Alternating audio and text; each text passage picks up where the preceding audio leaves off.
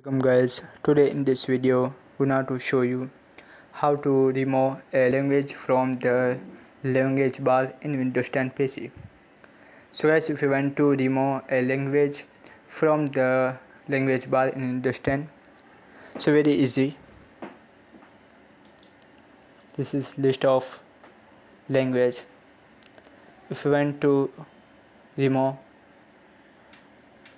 for Gujarati language, so open the Windows display language. Another way,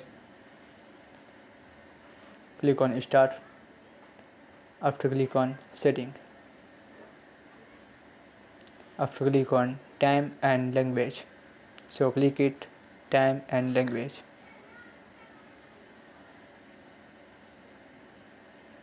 After click on language. That is, if you want to remove, so firstly choose, after click and click on remove.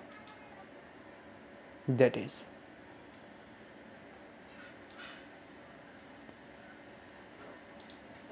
so Gujarati language is remove. So guys, this is very simple and easy method if you want to remove language from the language bar in Windows 10 PC. Thank you for watching this video. Please subscribe my channel for latest update.